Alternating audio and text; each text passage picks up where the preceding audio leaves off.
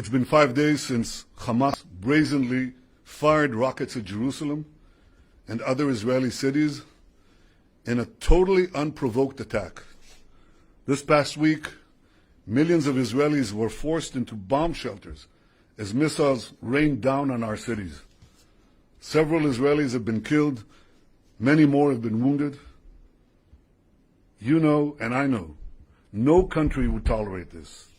Israel will not tolerate this. Israel has responded forcefully to these attacks, and we will continue to respond forcefully until the security of our people is reinstated and restored. We've eliminated dozens of Hamas terrorists and taken out hundreds of terrorist sites, including missile launchers and buildings that Hamas used to plan and perpetrate these attacks. 2 nights ago, Israel also seriously degraded the terror infrastructure of Hamas. We knocked out part of the vast subterranean tunnel network that Hamas uses to attack Israel.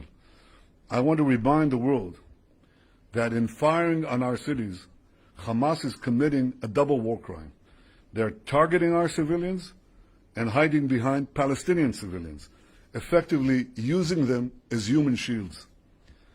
As always, Israel is doing everything possible to protect our civilians and keep Palestinian civilians out of harm's way.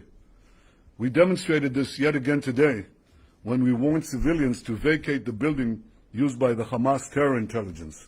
They vacated the premises before the target was destroyed, and that's why you don't hear of casualties from these collapsing terror towers, because we take special care to avoid these civilian casualties, exactly the opposite of Hamas. Defeating Hamas does not only serve Israel's interest, it serves the interests of all those who seek peace, stability, security in the Middle East. I want to thank Israel's many friends in the international community who have strongly backed Israel's action in defending ourselves.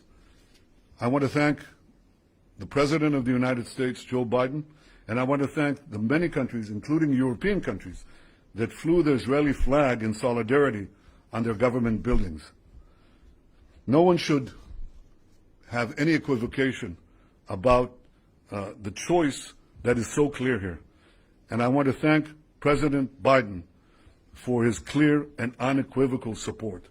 You cannot equate a democracy that values life with a terror organization that glorifies death. I am fully confident that Israel will be able to deal with these threats from without and these threats from within. I'm confident in our army, I'm confident in our police, and above all, I'm confident in the resolve and determination of the people of Israel. Just as we've always done, we will weather this storm and emerge stronger than ever. Thank you.